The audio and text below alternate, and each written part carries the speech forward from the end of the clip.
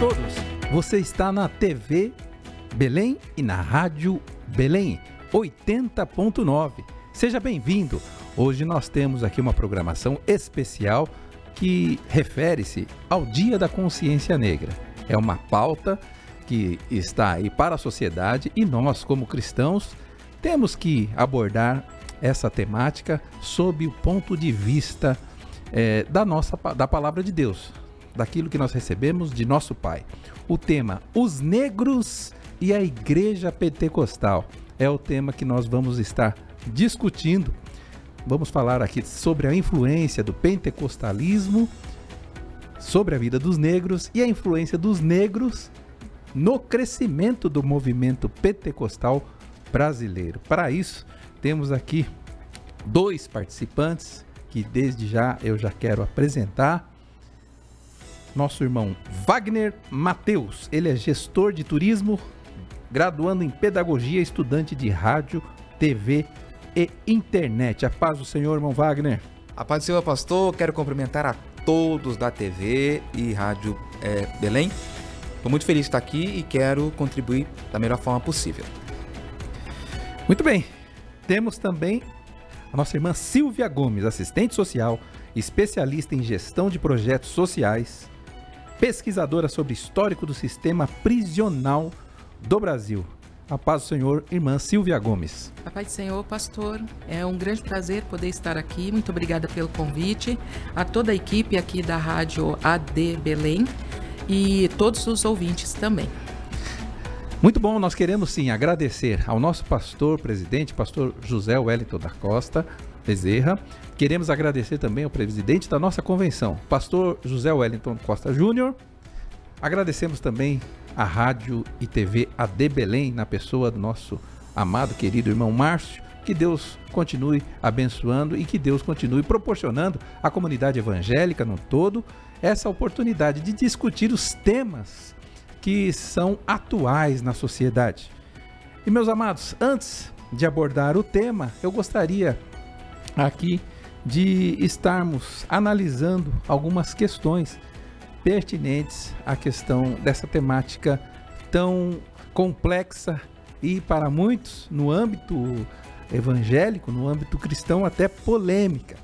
Eu, pastor John Robson Moreira, nós somos descendentes aí tanto de negros, portugueses e indígenas. Existe uma mistura muito grande. Mas logo no início aí da chegada da minha família ao Brasil, a minha avó, eu tive a informação, são informações ainda tênues, e informações que nós tivemos que buscar muito, mas os meus avós, eles tiveram uma ligação muito grande com a questão até da escravidão. Avô e avó materno era Antônio e Zenade, mas os avós paternos, a minha avó, Maria José Dias Moreira, essa viveu em fazenda de engenho até 6 anos de idade. Por que acontecia isso? Acontecia isso por causa que a Lei Áurea, ela se deu lá pelos idos do final do século 19, né? 1888, 1889, e demorou um tempo para que os escravos pudessem usufruir dos benefícios da legislação. Então, tá aí, minha avó, Maria José Dias Moreira, casou-se com Nicodemos Alves Moreira. Nicodemos, meu avô, ele foi pastor, foi presbítero na igreja Assembleia de Deus, ali na região de Volta Redonda. Meus avós eram de Minas Gerais e nós ficamos muito contentes e alegres por tudo isso que aconteceu com eles, porque é muito bom sabermos que hoje temos liberdade, temos condições de estarmos aqui com liberdade. Nossos ancestrais tiveram um tanto quanto de dificuldade, não é isso, irmã Silvia? Verdade, sim. Muita dificuldade em relação àquilo até que a sociedade vivia. Perfeito. E nós, graças a Deus, né, Wagner? É isso aí. Pastor, ouvindo o senhor falar, eu me lembro que na minha infância eu ouvia, eu ainda ouço a minha mãe falando e ouvia as minhas tias mais velhas, tias avós, falando também do relato tanto o meu, é claro, não o nome, mas o sobrenome, tanto de pai e mãe, são oriundos da África. Meu nome é Wagner da Cruz Mateus. E eu ainda ouço relatos de quando eles chegaram para uma fazenda que eu acredito que existe até hoje na região da zona da Mata Mineira, ali em Leopoldina, Laranjal, Recreio, uma região que tem por ali. Eles vieram para trabalharem naquela fazenda e ali se estabeleceram laços, vínculos, e posteriormente vieram para os grandes centros. Então, mesmo não tendo vivido de perto isso, eu cresci ouvindo as questões históricas e culturais da minha família. E eu sempre que ouço alguma música oriunda da África, eu não sei como explicar, mas me parece tão familiar, me parece tão natural, porque eu cresci nesse meio e é muito prazeroso poder participar hoje, ouvindo e contribuindo de alguma forma com essa temática. Existe uma identidade cultural diferenciada quando se diz respeito à musicalidade, né? A África, ela contribuiu muito para que a música estivesse permeando ali a liturgia das igrejas, né? Então, a igreja histórica, tradicional, ela permaneceu ali com um jeito bem europeu, né? Verdade. Já a igreja pentecostal, ela incorporou a parte da cultura dos negros com uma musicalidade assim um tanto quanto diferenciada. O que o Wagner falou em relação a ouvir músicas e nós sentirmos algo diferente, isso eu que por muito tempo eu toquei um instrumento, teclado, eu também sentia muito isso, principalmente nas Assembleias de Deus, que foi o nosso berço, graças a Deus. E eu, aqui aproveitando que estamos no início, eu quero só adiantar o seguinte: estamos falando um pouco de ancestrais aqui, estamos falando do passado. O Wagner falou um pouco, daqui a pouco a nossa irmã Silvia, se quiser falar um pouco também. Não sei se tem dados aí dos seus antepassados. Tenho sim. O casal negro, no meu caso, são meus avós paternos, né? Que é o José Apolinário dos Santos. Veio oriundo ali da parte do Rio de Janeiro, de Angra dos Reis, aquela parte ali. Adentrando em São Paulo, foi descendo e estabeleceu residência na região de Pedro de Toledo, Itariri, por ali, onde meu avô coordenava alguns sítios, que na época trabalhava com ouro verde, que era importação de banana, né?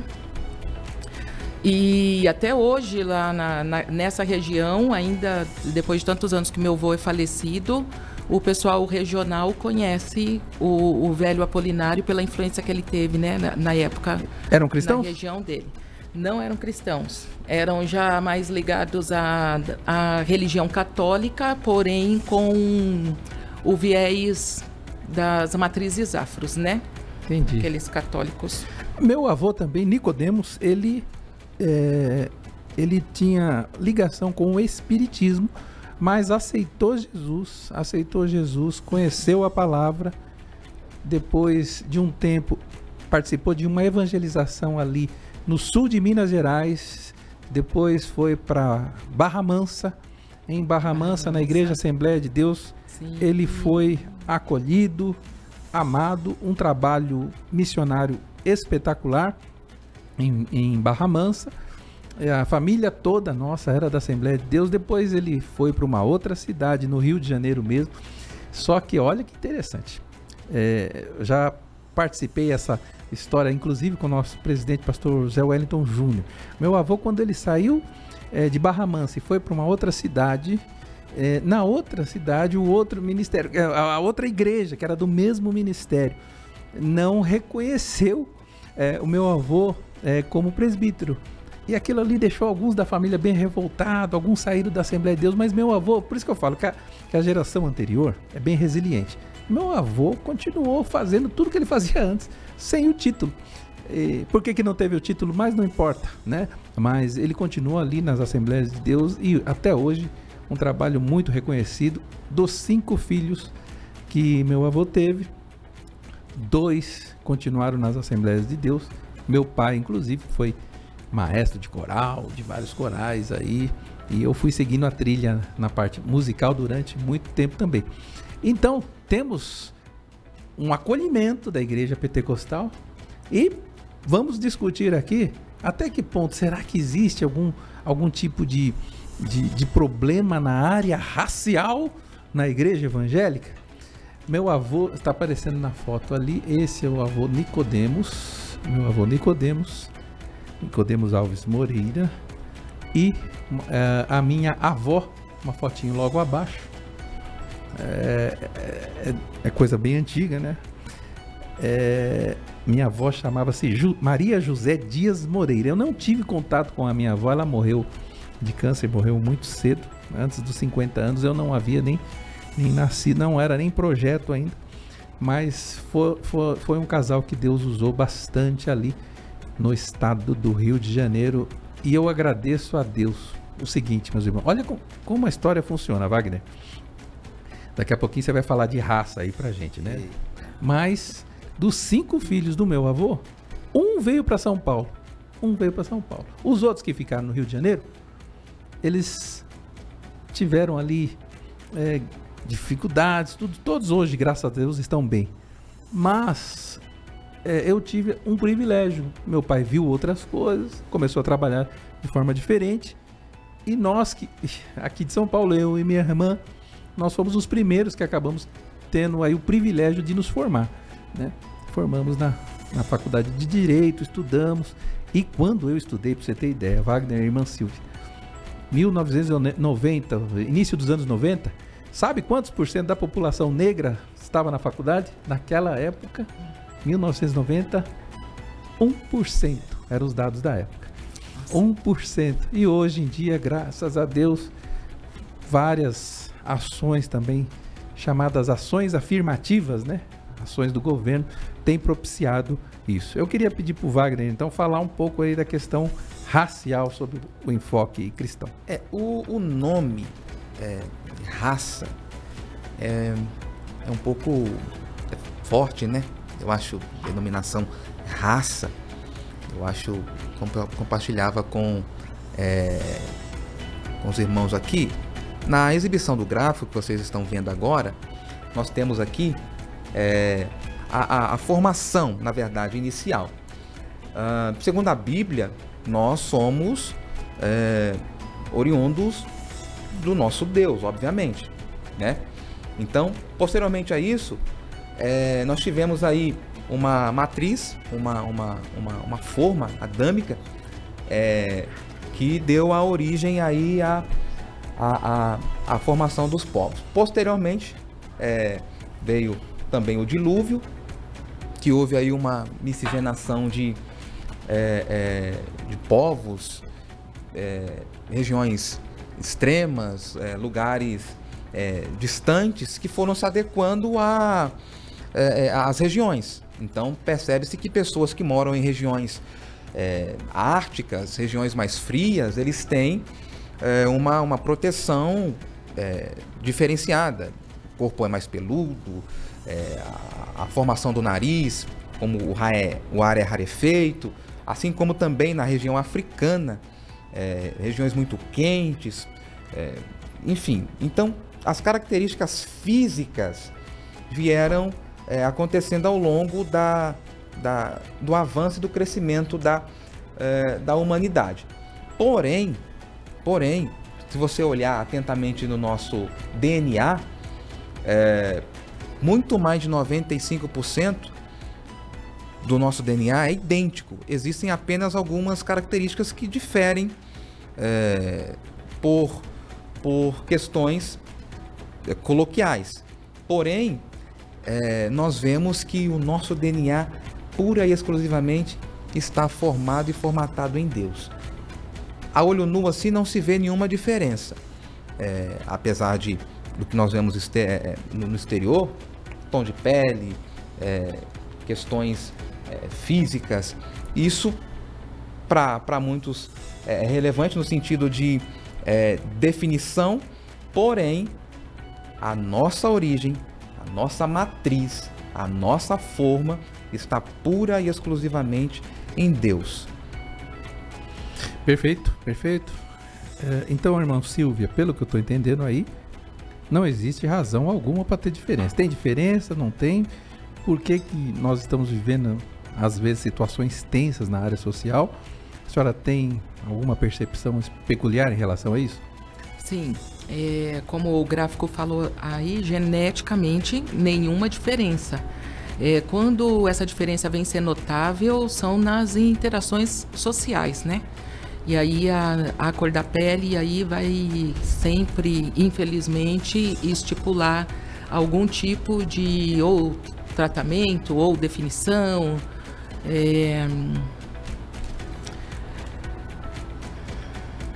Não foi, me emocionei. Muito bem, muito bem. Eu acredito que a senhora tem razão.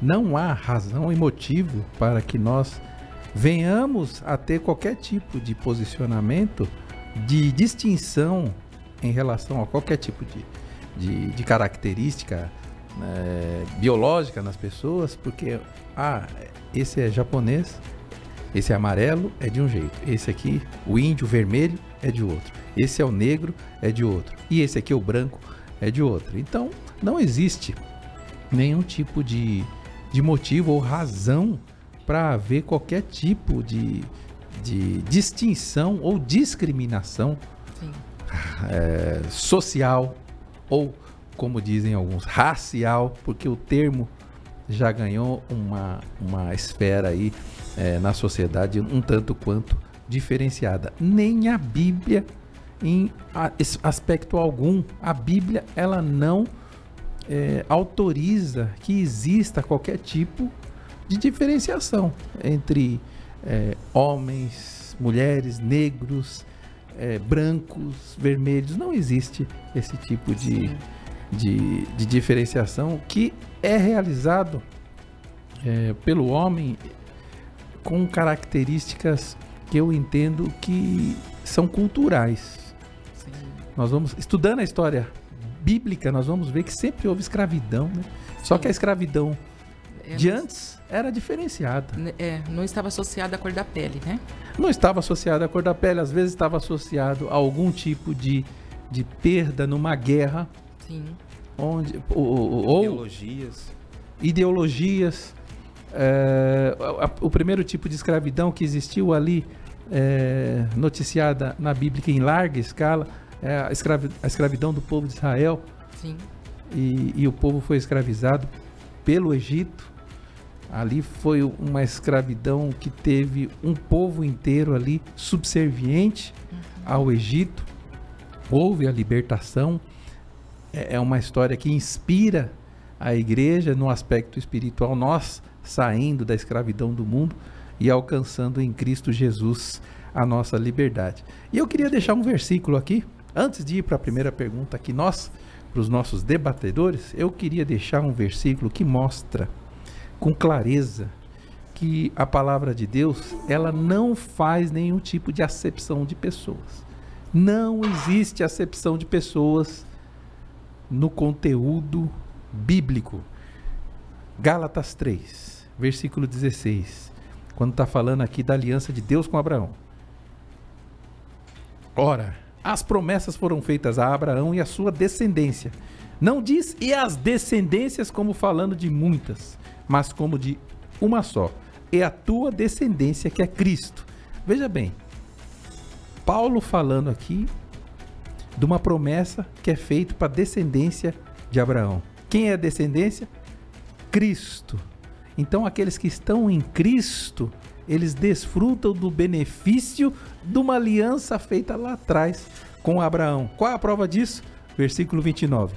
E se sois de Cristo, então sois descendência de Abraão e herdeiros conforme a promessa. E tem mais. Efésios capítulo 2, a partir do versículo 11, diz que não existe mais barreira entre judeu e gentil. Então, a igreja de Cristo, na melhor acepção da palavra, ela é inclusiva. Concorda, Wagner? Eu concordo. A Igreja de Cristo, ela é inclusiva. A igreja... E ela é a fonte de bênção para a vida do cristão. A igreja, ela tem um número extraordinário de pessoas negras que compõem em todas as frentes, em todas as áreas. Por exemplo, a irmã que trabalha o dia todo limpando a casa no seu local de trabalho, ou que trabalha atrás de um balcão de uma loja, talvez ela não é percebida por conta da sua tonalidade de pele. Mas quando ela chega na igreja, ela é vista e percebida porque, em muitas das vezes, ela é o pilar do círculo de oração. Então, se busca naquela irmã que, fora do ambiente da igreja, ela não tem visibilidade alguma, mas ali dentro daquele espaço, todas as pessoas vão até ela. Ela nunca fez psicologia, nunca cursou uma faculdade, não tem nenhuma formação, mas quando ela senta para conversar com uma jovem, ou com um jovem casal, ou alguém que está passando por uma situação adversa em alguma área da vida, ela tem palavras, ela tem conforto. E aí estamos falando aqui de pessoas negras que atuam nessa frente, que em muitas ocasiões não são vistas, mas porém no ambiente da igreja ela é percebida. Claro, irmã Silva, talvez a senhora, talvez não, eu sei que a senhora tem vários outros exemplos, talvez nessa área, né? Ah, sim, com certeza. A igreja, o ambiente religioso, ele vai propor isso. Diferente da sociedade lá fora, né? Fora das quatro paredes da igreja, aqui nós chegamos para prestar culto ao único e verdadeiro Deus. E nesse quesito você só precisa de uma coisa: pertencer à raça, que nós já falamos que não vamos falar assim, mas no momento a raça humana. E aí, através dessa humanidade é que nós buscamos a Deus. Então, essas questões de raça, cor da pele, nesse sentido, vão ficar do lado de fora, né, das portas. E como o nosso livro de fé, a Bíblia Sagrada, ele que é a fonte de sabedoria, nós podemos ver que quanto mais a pessoa se dedica na leitura, como diz ali em Provérbios, né? Os que me amam me encontrarão, né? Os que me buscam me encontram. Então, o que justifica essas palavras sábias que o mundo acaba não entendendo, porque como pessoas leigas conseguem ter uma palavra para resolver, às vezes, né, um problema numa família, para manter a comunhão ali no círculo de oração, no círculo social da igreja, sempre através desse livro poderoso, que não faz acepção de pessoas, como nosso pastor aqui já colocou nessa tarde. E glória a Deus por isso, né? E porque parece que com Deus a situação até um tanto quanto invertida. Porque enquanto a sociedade ela tem escolhas, ela define uns melhores do que os outros, Cristo, quando veio à Terra, ele foi se relacionar exatamente com os cegos, os pobres, a prostituta. Existe um livro que fala sobre o reino de ponta cabeça, né? Então o reino de Cristo, do ponto de vista humano, é quase muito difícil de ser entendido, porque o homem pensa de um jeito, Deus vem e trabalha de outra forma, de uma forma que surpreende muita gente e surpreende nós mesmos, porque ele acaba alcançando aqueles que verdadeiramente têm um coração voltado a Deus. E eu vou entrar aqui então na questão do pentecostalismo nessa situação toda. O pentecostalismo é um movimento popular. A fundação ocorreu com um pastor chamado William James Seymour. O próprio Seymour, no início do século XX, ele sofreu preconceito nos Estados Unidos, mas o ênfase na doutrina da santidade e o revestimento com o batismo do Espírito Santo apontaram para um diferencial na abordagem do cristianismo até então. Então o que acontecia? Um pouco antes, o Wesley ele já pregava sobre santidade. O Wesley começa um avivamento. O Wesley, inclusive, tem vários escritos condenando a escravidão. É interessante que se ressalte isso.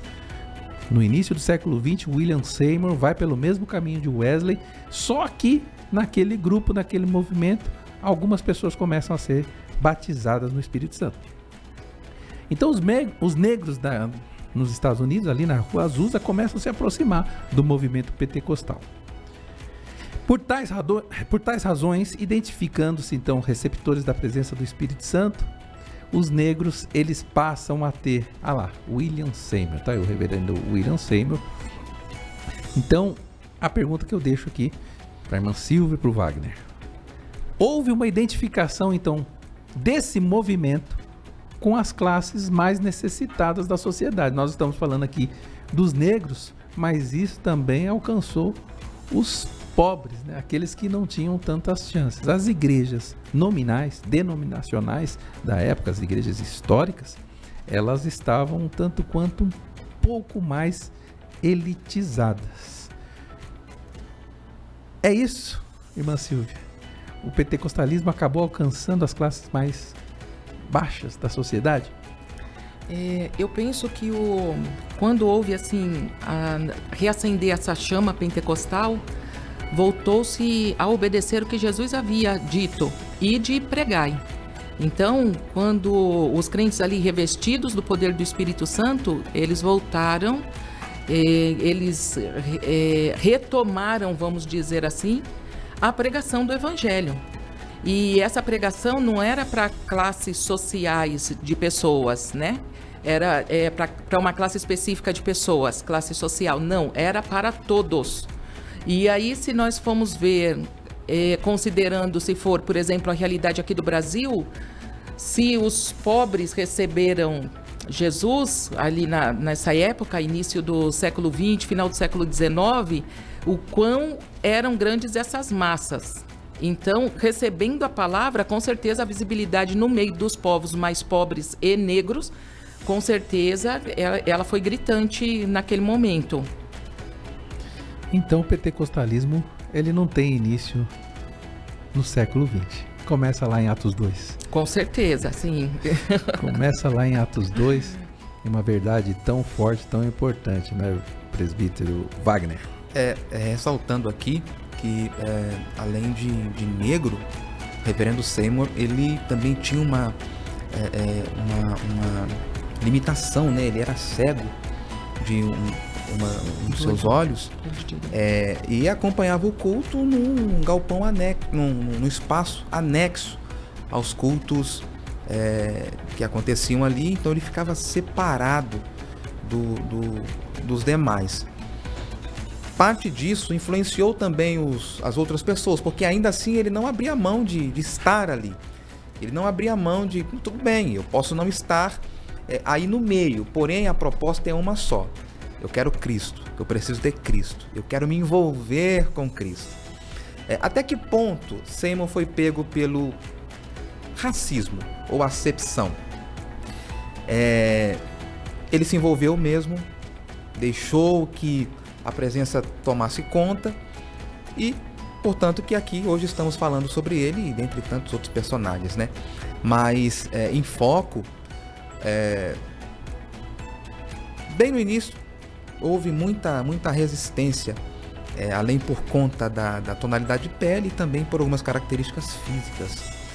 Isso, nos dias atuais, vem tentando ser justificável ou, de alguma forma, algumas pessoas vêm tentando reparar esse erro, mas fica como exemplo aí que a perseverança, a persistência, ela deve ser constante, independente da situação.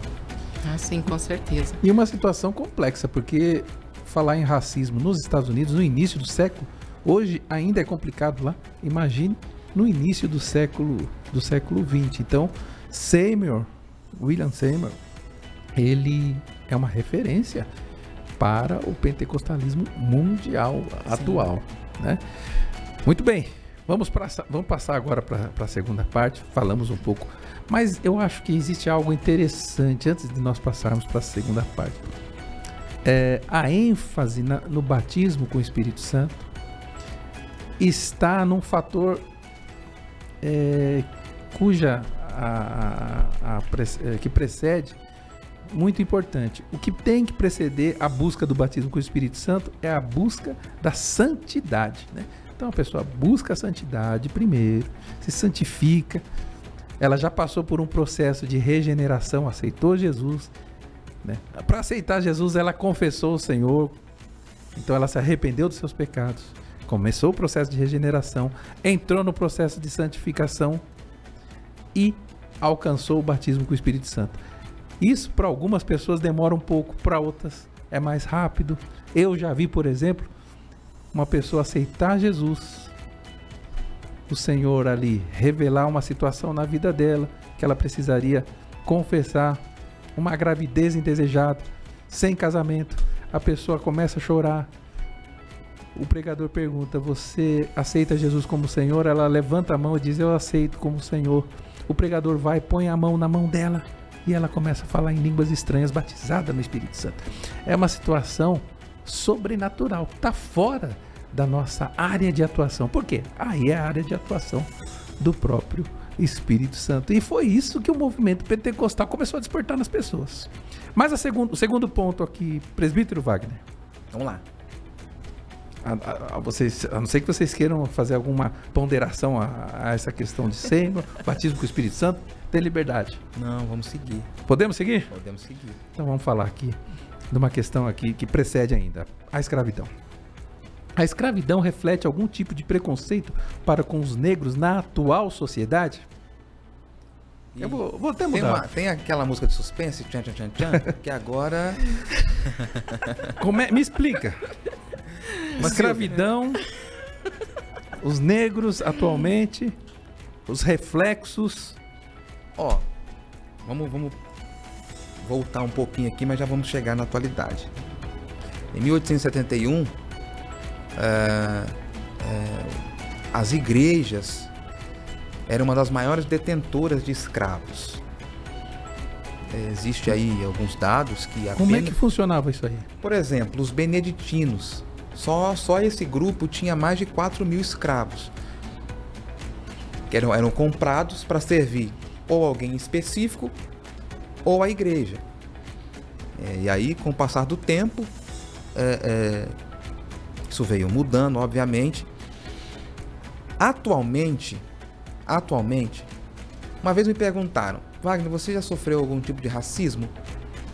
Bom, na verdade, o tempo todo.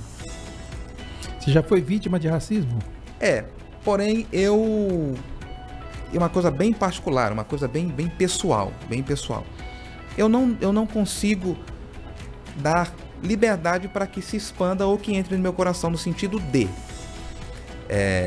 como eu sou muito comunicativo, quando alguém fala alguma coisa que aparentemente é nesse tom, existem duas fontes.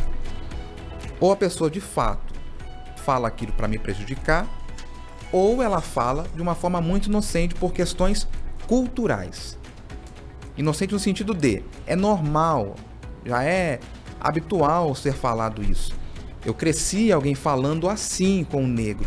Eu cresci ouvindo alguém falar assim com o negro. Então é normal. Por exemplo, ele é negro da alma branca, e tantas outras coisas que são ditas nesse sentido. Isso, Wagner, desculpa te interromper, isso na relação social, né, no seu âmbito de relação social, e estendo aqui, dentro da igreja já alguma vez? Bom, na verdade, o meu convívio é 90% com a igreja.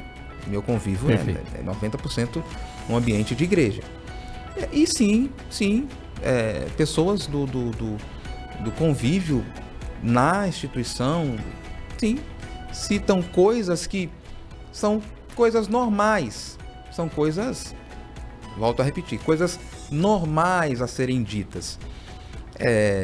E aí você consegue entender e perceber quando é falado apenas por uma questão de hábito, porque cresceram ouvindo isso, cresceram ouvindo alguém falar, os pais, os avós, os amigos, falar com alguém negro. Você percebe também quando alguém te trata de uma forma bem julgando a cor da sua pele. Eu já tive exemplo de comprar algo de estar em um lugar para comprar, shopping, por exemplo, um exemplo que me vem à mente agora. Eu estava na praça de alimentação e estava de carro com alguém, precisava pegar alguma coisa no carro, era algo de emergência, e eu corri. E aí eu percebi que um segurança veio se aproximando de mim. E ele falou para mim que, olha, tá acontecendo alguma coisa, está vindo de onde? Então você percebe a forma da abordagem, né? Você percebe como você é abordado. Se é apenas um tratamento normal do ambiente, ou se é alguma coisa bem direcionada. Parte disso eu entendo que é por causa do tom da pele. Então eu entendo que até hoje existe sim, porém eu tento fazer essa leitura, mas existe sim. Irmã Silvia, será que isso ocorre por causa desse período de escravidão que ocorreu no Brasil especificamente, ou por algum outro motivo? Eu sou a favor de que 99,9% com certeza por causa do período de escravidão.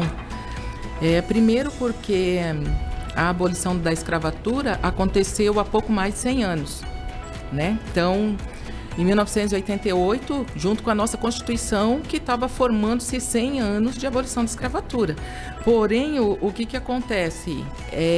A gente aprende uma historinha bonitinha nas escolas, mas a realidade não é aquilo que foi escrito nos livros que apresentaram para a gente, né? A abolição da escravatura foi um plano político, porque no ano seguinte seria a proclamação da República, e uma república não podia ter a sua mão de obra baseada no escravagismo. Então, foi criado um cenário social a partir de mais 700 mil pessoas libertas da noite para o dia, só que sem nenhum tipo de política para amparo dessas pessoas, para moradia dessas pessoas. Então elas precisavam desocupar as fazendas, né? Que na sua maioria a nossa produção toda agrícola e a mão de obra toda escravagista precisou ser trocada, mas esses negros não foram recrutados como trabalhadores. Foi aberto mão deles para pegar mão de obra de imigrantes que estavam vindo de outros países, né? E considerando isso, historicamente a gente vai ver que não tinha lugar para eles morarem nos grandes centros urbanos. E aí, então, tem o exemplo do Rio de Janeiro, quando a população negra foi subindo os morros, o que dá origem às favelas que nós temos hoje. E aí o tamanho da população negra é o motivo de sermos, assim, historicamente, tivemos dano na educação, né? Em toda a historicidade do povo negro, da construção da história do povo negro aqui no Brasil. Perfeito. Meus irmãos, nós estamos conversando aqui sobre um tema inédito na igreja. E nossos pastores têm dado essa oportunidade para falarmos de algo assim que anteriormente nós não conseguimos ver no meio evangélico uma discussão franca e aberta sobre um tema assim tão relevante. É a prova que, graças a Deus, no meio aqui, Assembleia de Deus, Ministério do Belém, existe acolhimento, existe igualdade em termos de comportamento e tratamento para com todos, porque senão não teríamos nem espaço para tratar de um assunto tão relevante e tão impactante, porque realmente a escravidão, conforme disse aqui a professora, a nossa irmã Silvia, ela trouxe reflexos em nossos antepassados, que eu creio que eles eram mais resilientes, mas muitos negros hoje eles padecem por causa de uma ausência de oportunidade passada. Mas vamos continuar. A história não para por aí. E a pergunta seguinte é a seguinte. É ruim. A pergunta é a seguinte. O pentecostalismo, então, é uma opção espiritual para os excluídos da sociedade. Aí não é só os negros, né? Aí tem vários aspectos. Agora eu vou começar pela irmã Silvia. Ok. Pode tomar água, então. Uma das alternativas para esse povo tão sofrido, irmã Silvia. Aí estão negros, aí estão nordestinos, aí estão os pobres, aqueles que não têm oportunidade. No pentecostalismo, o que acontece? Que essas pessoas acabam tendo aí uma oportunidade. Ou seja, é uma forma das pessoas se aproximarem, dos excluídos se aproximarem espiritualmente de Deus? Vamos lá, né? Quando nós falamos do excluído, nós vamos ver que essa pessoa, ela está, por algum motivo, se sentindo estigmatizada, ou que seja por vulnerabilidade social, emocional, né? E nós vemos que no caso da população negra, também incluída aí dentro das exclusões, né? Só fazendo um gancho aqui, pastor, na pergunta anterior, vai falar sobre o preconceito, né? E aí para grudar aqui com essa, o preconceito, eu gosto de ver ele da maneira como ele é da pessoa que pratica, não da que recebe, né? Ouvindo a fala do nosso presbítero irmão Wagner, e ele falando assim, eu não permito que isso venha interiorizar. Então, quando eu vejo alguém cometendo preconceito com outra pessoa, eu olho para quem está cometendo e fico pensando, qual que é o propósito, né, a visão de mundo dessa pessoa para chegar nessa verbalização. E aí, pensando nos excluídos, esses excluídos são alvo de uma série de construção de movimentos sociais que levaram eles a estar mais excluídos do que realmente eles estão. E aí o que acontece? Quando vem para a igreja, quando vem para o movimento pentecostal, exclusivamente falando aqui nesse momento, essa pessoa recebe de volta a dignidade, a visibilidade, ela vai se sentir útil, ela vai se sentir vista. Por quê? Por causa que dentro do meio cristão não vai ter acepção de pessoa. E nós vamos ver assim a mudança gerada lá fora na sociedade. No caso assim, até no livro que penso que o senhor vai falar dele daqui a pouco, que foi dado como referência para que nós estudássemos, é a religião do livro. Então a pessoa que não teve acesso à educação, quando ela tem contato com a fé, que recebe uma Bíblia, se ela não sabe ler, a primeira coisa que ela vai procurar fazer é ler. Através dessa leitura, ela vai recebendo, vai mudando a visão de mundo dela, vai mudando o lugar dela na comunidade. Eu gostaria de dar um exemplo. Eu trabalho no setor de capelania. Eu sou a responsável técnica que entrevisto os novos voluntários que vão atuar nas áreas, nos ambientes de internação coletiva. E uma das prerrogativas, na hora de apresentar a documentação, é que ela esteja toda organizada, as vacinas estejam em dia. E eu entrevistei um senhor que eu me emocionei e parei a entrevista na metade, porque eu falei assim, olha, o RG não pode ter mais do que 10 anos, precisa ser atual, fui explicando, né? Precisa estar com a vacina em dia, né? E aí ele falou para mim, eu só tive esse RG, que ele veio do Nordeste, tirou o RG quando chegou aqui em São Paulo, não tinha antes. E ele falou assim, a única coisa que eu uso o meu RG é para quando eu vou trabalhar nas obras, porque eles não sabem escrever meu nome, então eu dou meu RG para eles escrever. Ninguém nunca me falou que isso tinha data, que era importante a data de expedição.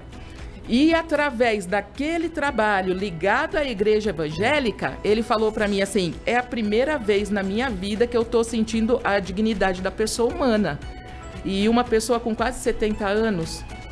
Quase 70 anos de idade. Então eu vejo que a igreja proporciona esse resgate.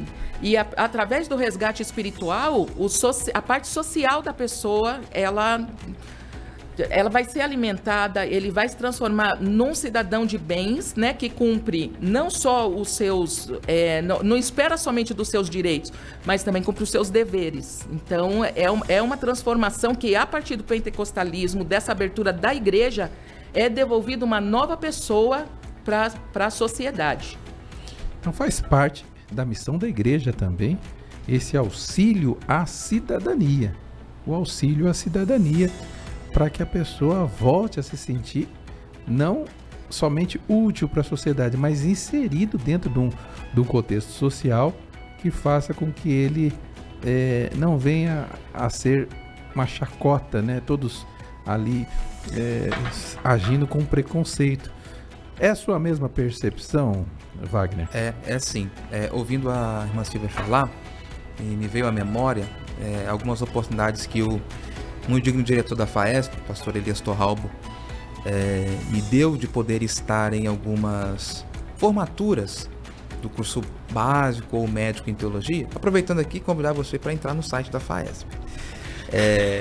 Me deu algumas oportunidades de estar em algumas formaturas e enquanto a cerimônia acontecia, o coordenador ou o próprio pastor da igreja, ele me falava: Wagner, tá vendo aquela irmãzinha ali? Aí eu olhava uma irmã idosa, um irmão já com a idade avançada, é o primeiro certificado da vida dele, muito feliz, o filho mandou mensagem, o neto tá ali, porque é a única oportunidade que ele teve de receber um certificado assinado, dizendo que ele concluiu um curso. Baseado nisso que a irmã Silvia disse, dentro da igreja ele teve essa oportunidade que em outras ocasiões ele não teve, porque veio de um lugar extremo, de uma realidade conturbada, e a vida foi trabalhar, a vida foi gerar renda para colocar comida em casa. E aí não teve oportunidade de estudo, não teve exemplos anteriores na família para que isso acontecesse. Então a vida ela foi dura nesse sentido, e poder ter alguém para poder orientar referente a uma documentação, isso é tão simples, mas foi na igreja que alguém ouviu isso, recebeu um certificado de um curso básico em teologia, de um curso médio, para essas pessoas é maravilhoso. Então a igreja, sim, ela é esse refúgio, e as pessoas, muitas delas, vivem esse pentecostalismo por conta desses benefícios proporcionados aí na igreja. A irmã Silvia fez uma referência aqui ao livro. O livro é a religião mais negra do Brasil. Qual é a religião mais negra do Brasil? É o candomblé? É a Umbanda? É a Quimbanda? Ou são os pentecostais? Eu começo? Pode falar. Bom, hoje, na atualidade, as religiões de cultura afro só levam o título. Porque você percebe que a maioria das pessoas que atuam na cultura afro, candomblé, umbanda, quimbanda e dentre tantas outras, são pessoas brancas, pessoas de peles claras. Se vê na mídia pessoas que se declaram ser desses movimentos, então em destaque, em foco, são pessoas que não são negras. Eu particularmente entendo, e aí tem vários dados, eu até vinha vendo em outras fontes, então nós temos vários jornais atuais, dados atuais, de que quase 70% da população pentecostal são população negra. Eu acho que a Assembleia de Deus, na sua grande maioria, tem aí um número bem expressivo e muito expressivo referente a isso. E esse aspecto muito bem enfatizado aqui, tanto pelo irmão Wagner como pela irmã Silvia, da transcendência espiritual da igreja pentecostal. O que isso significa? As pessoas estão ali buscando a palavra de Deus, buscando uma forma melhor de desenvolver a sua espiritualidade, mas ao mesmo tempo não adianta reclamar da sorte ou da má sorte da ausência de direitos de cidadania. É necessário buscar os seus direitos, conforme a própria irmã Silvia falou aqui, o RG, poxa, algo que parece tão simples, mas um auxílio da igreja é praticamente fundamental, principalmente aqueles que atuam na área que a irmã atua, nós, assistente social. Nós vemos então a igreja tendo um papel fundamental, não só no aspecto espiritual, como esses aspectos que transcendem. E talvez seja por essa razão que muitos têm deixado a religião de matriz africana. Sabemos de todo o aspecto cultural que existe nas religiões de matriz africana, mas o negro em si, isso são dados históricos que nós encontramos no livro aqui da religião mais negra do Brasil. Nós temos visto que o negro ele quer algo um tanto quanto mais tangível, algo um pouco mais organizado também, não tão anárquico, que é uma proposta, essa proposta anárquica de danças e um ritual da cultura afro tem sido deixado de lado, porque ao que parece as pessoas querem algo um tanto quanto mais de uma liturgia mais bem definida, de regras melhores estabelecidas, pautadas num livro que é milenar, que é a palavra de Deus, né? Então, com todo respeito aqui, que foi feita essa menção às religiões de matriz africana, que merecem também todo o nosso respeito. Tem alguma posição para ser colocada, irmã Silvia, antes de nós passarmos para o próximo tópico? Eu vou, na verdade, compartilhar uma experiência, né? Quando estamos falando de preconceito, e eu já sofri preconceito por apesar de negra e estar numa religião de brancos, que foi assim que colocaram, o protestantismo é uma religião de branco, né? Mas se a maior religião negra do Brasil é a religião de brancos. E aí falava assim, você não pode ser cristão, você tem que honrar a sua cor. Então, como na nossa atuação, estamos em diversos auditórios, né? Nem sempre temos o prazer de poder estar num espaço de fala dentro da hegemonia, assim, da homogeneia da nossa fé. Então, isso aqui é raro de acontecer. Estou muito feliz com essa abertura. Parabéns para a direção do programa, para o nosso pastor Wellington, nosso pastor que nós chamamos carinhosamente, o pastor do Wellington, que abriu esse espaço aqui.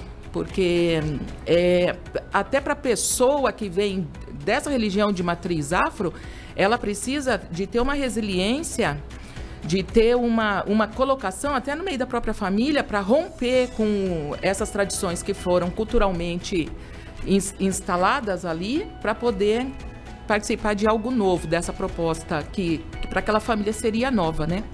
Respeitando o direito dela, né, de escolha, Sim. né? A pessoa conhece a doutrina cristã e quer servir a doutrina cristã, ela pode exercer o seu direito. Nós estamos num país democrático, um país onde temos que respeitar todas as religiões, e a Bíblia ela age quando orienta os seus filhos a nós anunciarmos o Evangelho de Cristo, mas sem denegrir.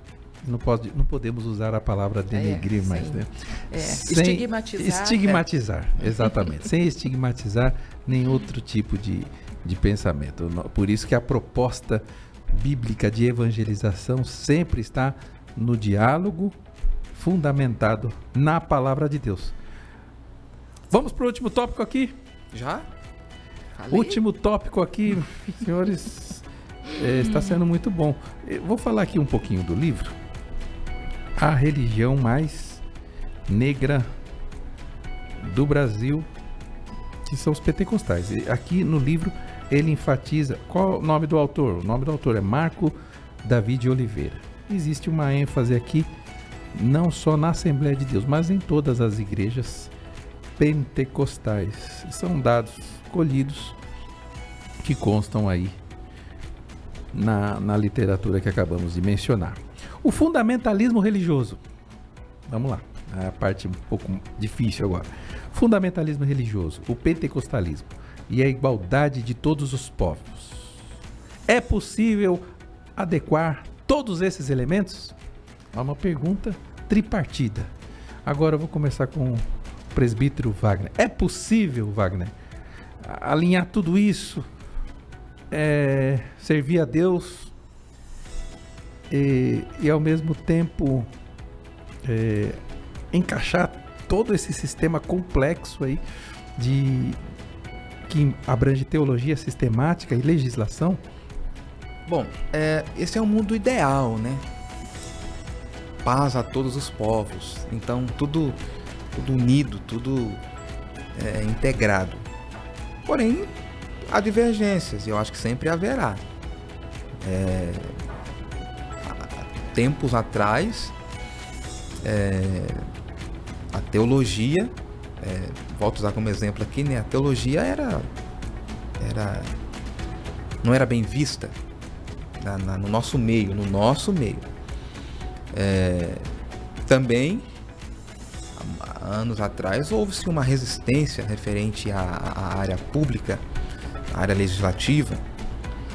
Nós temos visto aí esta junção, nós temos visto a parceria, nós temos visto os benefícios que a igreja tem ao agregar todo esse movimento. Então, eu acredito ser possível, sim, adequar esses elementos.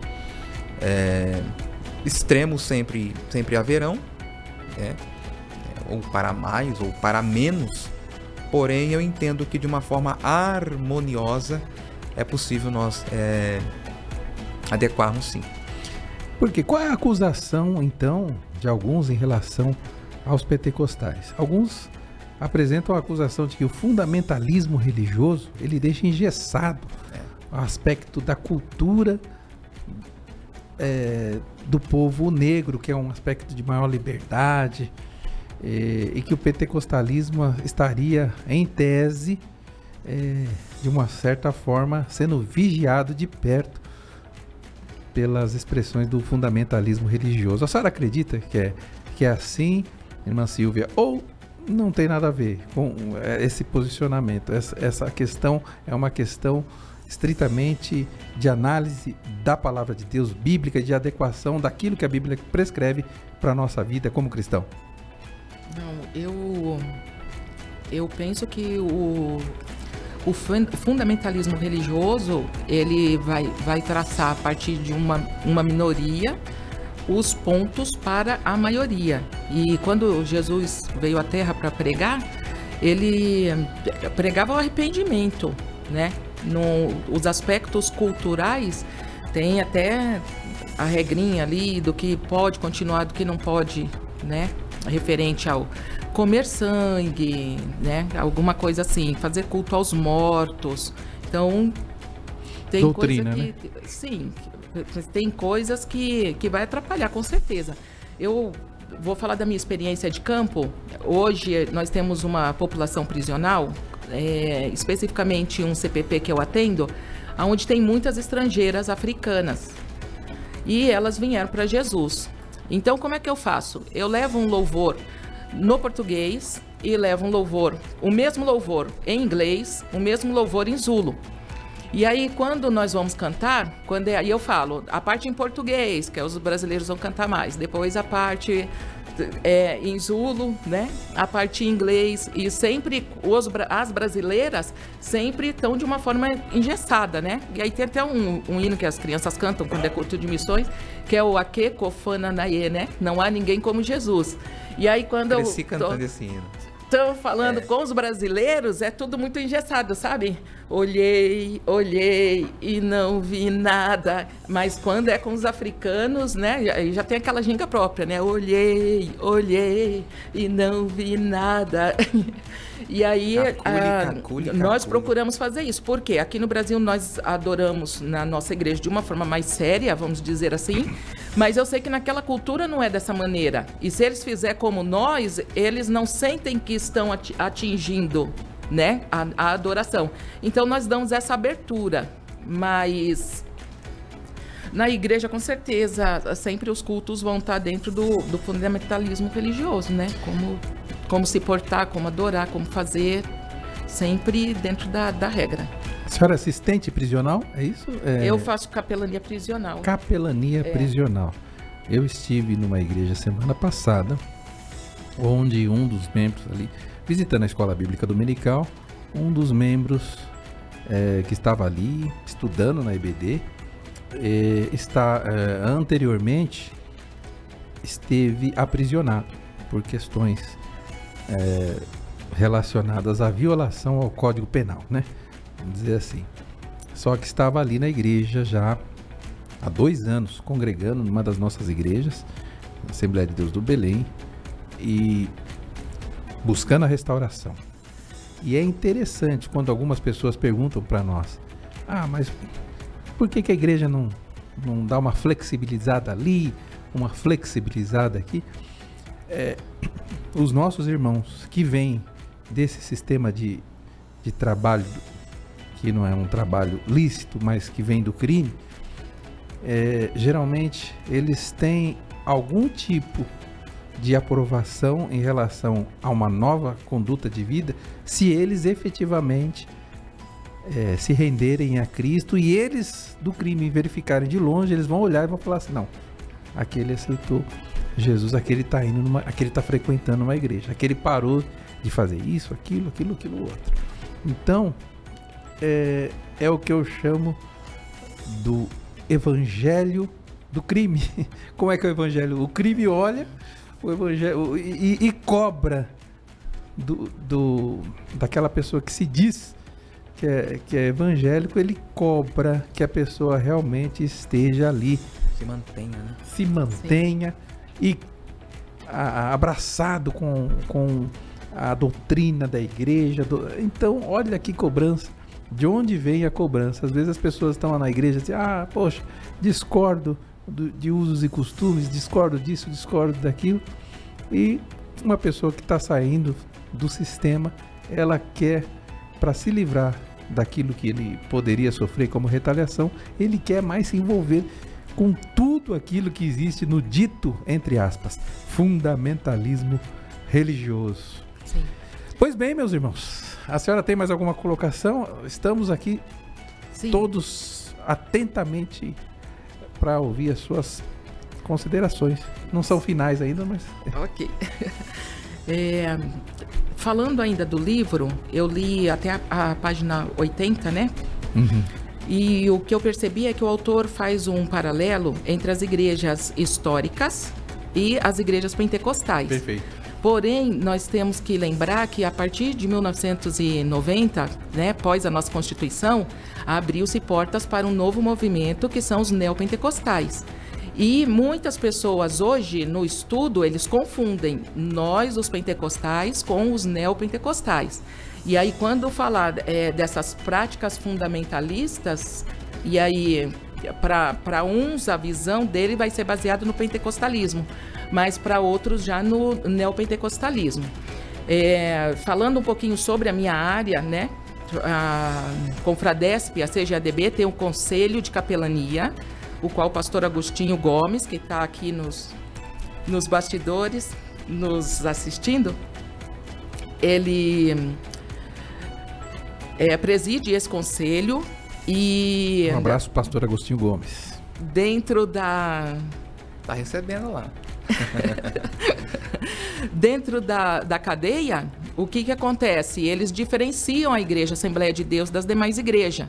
Então é aquela igreja que é a igreja que canta o hino 15 da harpa. Então cantou o hino 15, eles sabem que é uma igreja séria, onde eles vão conseguir o contato ali com o ente, né? Vão conseguir a regeneração tão buscada e aquela espiritualidade. Vão ter outras igrejas sem fundamentalismo, sem muitas exigências, vão ter que eles mesmos falam, não, é legal ir lá, mas quando a gente decide seguir, a gente decide pela Igreja Assembleia de Deus, que canta o hino do pastor Wellington, do pastor Agostinho.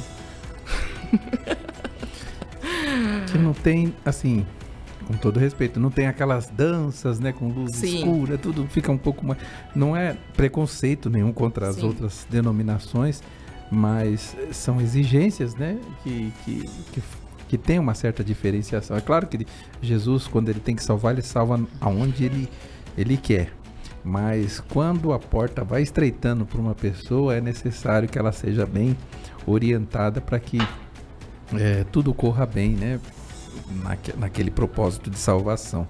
Muito bem, irmã Silvia. A senhora tem mais algum posicionamento? Senão já vamos aqui para as nossas considerações.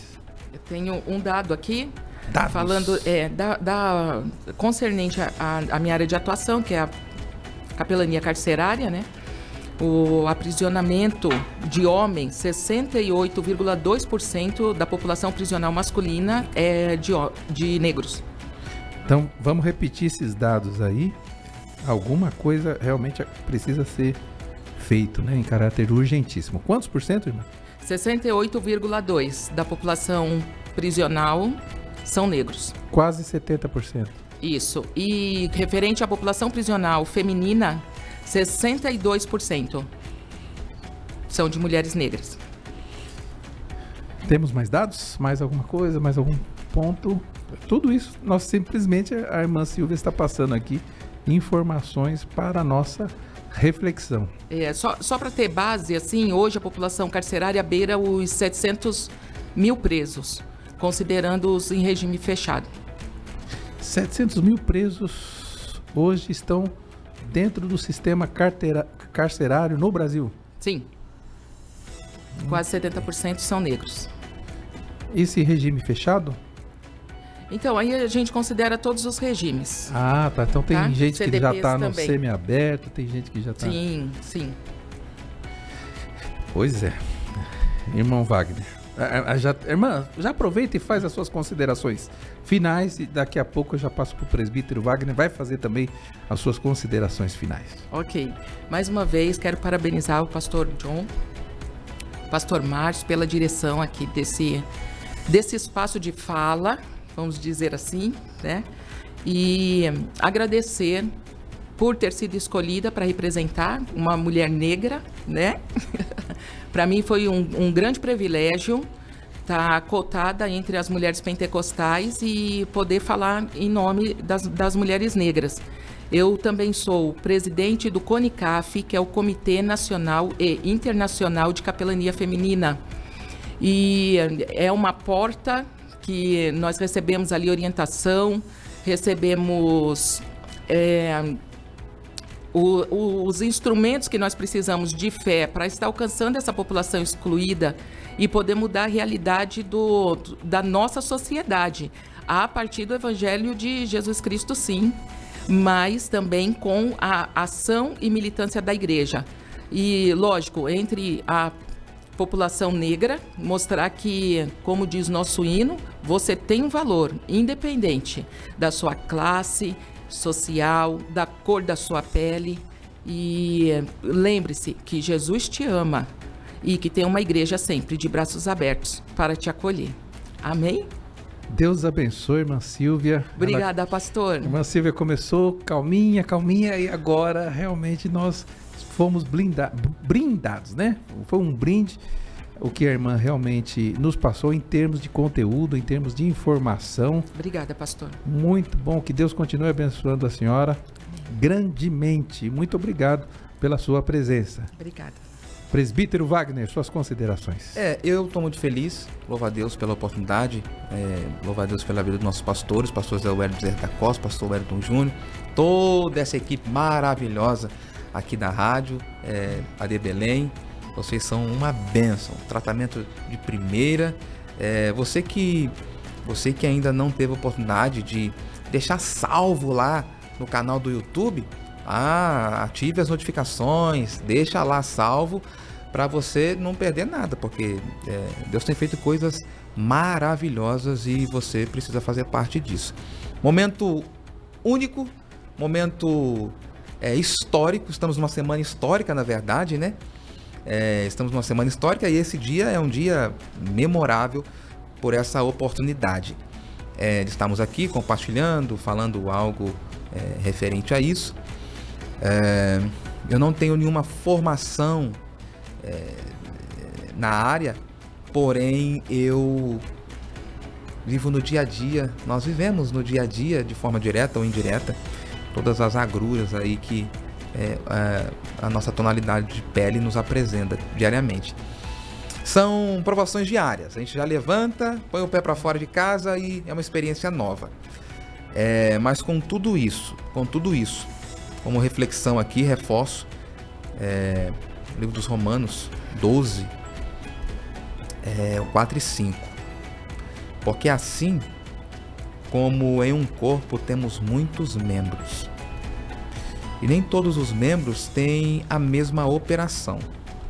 Assim nós, que somos muitos, somos um só corpo em Cristo, mas individualmente somos membros uns dos outros. Aproveitando aqui, esse é um texto que foi usado como base de um escrito do nosso querido irmão Geisel de Paula, que também mando o meu abraço aqui, meu carinho. Ele preparou um material bem interessante para nos disponibilizar, e eu finalizo a minha participação com esse versículo, lembrando a você que, independente da sua tonalidade de pele, a pauta aqui é esta, mas independente da sua tonalidade de pele, independente da sua realidade social, você precisa entender que Jesus, Ele sempre será o autor e o consumador da nossa fé. Então fica firme, não pare, não desista. As pessoas irão te decepcionar, mas fica firme, creia sempre, porque o nosso alvo é o céu, e lá nos encontraremos sem dúvida alguma. Muito obrigado pela oportunidade. Que Deus continue abençoando grandemente sua vida, presbítero Wagner. Deixe o nosso abraço lá na FAESP para o nosso pastor Elias Torralbo. Que Deus continue abençoando todos os que estão ali envolvidos na FAESP. Deus abençoe o senhor também. Obrigado pela participação. Amém. Relevante aqui, testemunhando aquilo que Deus tem feito por intermédio da sua vida, e também relatando aqui todas as situações muito atreladas ao tema. E foi muito bom o senhor ter falado aqui do Geisel de Paula. Nosso amigo, na verdade, ele nos orientou aqui muito em relação à participação no programa de hoje. Fica também aqui o nosso abraço também ao pastor Márcio Melo, nosso orientador.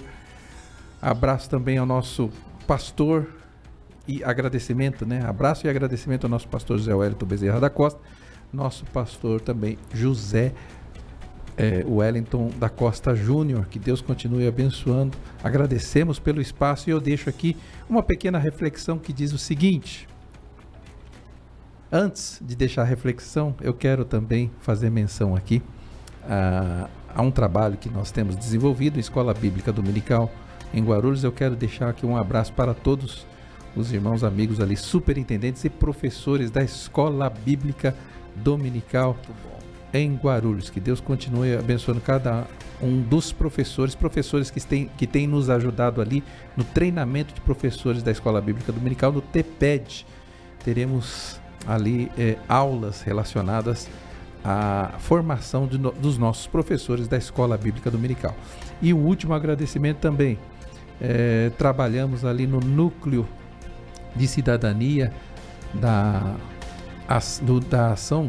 ação social e cidadania da OAB, a Comissão de Ação Social da OAB, nós direcionamos o núcleo de cidadania e a ação social, essa comissão, ela é dirigida pelo Dr. Arão Silva Santos, que tem um papel destacado ali. Fica o nosso abraço aqui também para o companheiro e presidente da ação social de cidadania da UAB de São Paulo, Dr. Arão Silva Santos.